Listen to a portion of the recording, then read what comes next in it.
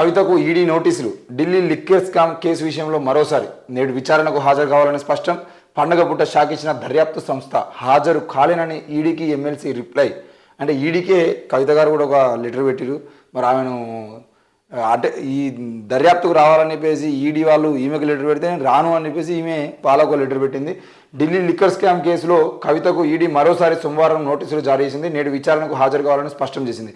అయితే ఈ ఎలక్షన్లకు సంబంధించిన విషయంలో ఎలక్షన్లకు ముందు ఈరోజు మళ్ళీ కవిత గారిని ఇరికించాలనే ప్రయత్నం. ఎందుకంటే ఆ లోక్సభ ఎన్నికల కన్నా ముందు ప్రతిసారి, అంటే అసెంబ్లీ ఎన్నికల కన్నా ముందు ప్రతిసారి ఈడీ నోటీసులు ఇవ్వడము, అంటే కేవలం ఇక్కడ కవిత గారికి అక్కడ ఢిల్లీలో ఉంటున్న ఆమ్ ఆద్మీ పార్టీ నాయకులకు అరవింద్ కేజ్రీవాల్కి నోటీసులు ఇవ్వడము, బెదిరించడము, ఆ లిక్కర్ స్కామ్కి సంబంధించిన విషయంలో విచారణ చేసినాక కూడా వాళ్ళు చెప్పాల్సింది చెప్పినాక కూడా మళ్ళీ వాళ్ళని ఇరికించడానికి ప్రయత్నం చేయడం జరుగుతూనే ఉన్నది. సంక్రాంతి పండుగ పూట ఎమ్మెల్సీ కవితకు ఈడీ బిగ్ షాక్ ఇచ్చింది. ఢిల్లీ లిక్కర్ స్కామ్ కేసులో ఈడీ కవితకు సోమవారం నోటీసులు జారీ చేసింది. మంగళవారం ఈడీ ముందు విచారణకు హాజరు కావాలని నోటీసులో పేర్కొంది. గతంలోనూ ఈడీ కవితకు నోటీసులు చేరవేసిన విషయం అందరికీ తెలిసిందే. ఇక లిక్కర్ స్కామ్ కేసులో మార్చిలో 3 రోజుల పాటు కవితను ఈడీ విచారించింది. గతంలో సుప్రీంకోర్టులో వేసిన పిటిషన్ పెండింగ్లో ఉన్నందున విచారణకు హాజరు కాలేనని ఈడీకి ఎమ్మెల్సీ కవిత లేఖ రాశారు. మరి ఇదే విషయంలో కవిత గారు ఎమ్మెల్సీ లేఖ రాశారు.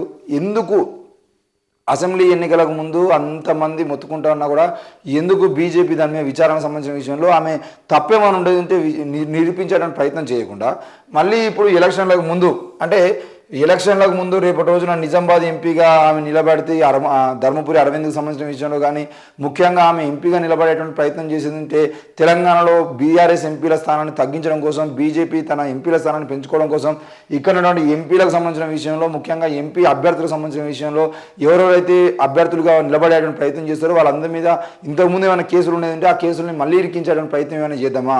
ముఖ్యంగా కవిత విషయంలో కానీ, కేసీఆర్ విషయంలో కానీ, కేటీఆర్ విషయంలో కానీ, వీళ్ళందరి విషయంలో, లేదంటే కాంగ్రెస్కు సంబంధించిన ఎమ్మెల్సీలు ఎవరైనా ఉన్నాయంటే, ఎమ్మెల్యేలు ఎవరైనా ఉన్నాయంటే వాళ్ళని, అలాగే రాబోయే ఎంపీల అభ్యర్థులుగా ఉన్నటువంటి వాళ్ళు ఎవరైనా వాళ్ళ మీద కూడా, ముఖ్యంగా దేశవ్యాప్తంగా ఉన్నటువంటి ప్రతిపక్ష పార్టీలకు సంబంధించిన నాయకుల మీద ఈడీ కానీ, సిబిఐ కానీ, సిఐడి కానీ మొత్తం కేంద్ర దర్యాప్తు సంస్థలు అన్నింటినీ ఉసుగొలిపి వాళ్ళని పార్టీ మారేటువంటి ప్రయత్నం చేయించడము, లేదు అని అంటే మొత్తానికి సైలెంట్గా ఉండేటువంటి ప్రయత్నం చేయించడం అనేది బీజేపీ ప్రభుత్వం చేస్తూనే ఉన్నది.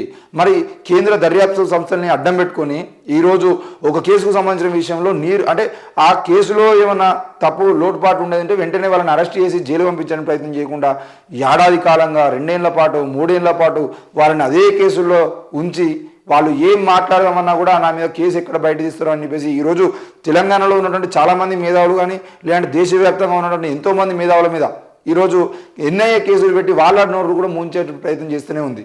ఎక్కడ మాట్లాడితే మళ్ళా ఎన్ఐఏ వాళ్ళు వచ్చి తీసుకుపోతారు అని భయం. ధర్నాలలో పాల్గొంటే, రాస్తారోకోలో పాల్గొంటే, బహిరంగ సభలో పాల్గొంటే, ఎక్కడ ఏం చేసినా కూడా ఎన్ఐఏ కేసు ఉంది కాబట్టి నువ్వు మాట్లాడద్దు, నువ్వు మాట్లాడేదంటే పోలీసులు, ఇంటెలిజెన్స్ వాళ్ళు నేను చూసి మళ్ళీ తీసుకుపోతారు అనే భయాన్ని ఈరోజు మేధావుల మీద కానీ, మాట్లాడే గొంతుకల మీద కానీ, ఇట్లా ప్రతిపక్ష నాయకుల మీద అక్రమ కేసులు పెట్టడం కానీ ఇవన్నీ చేస్తూనే ఉన్నారు.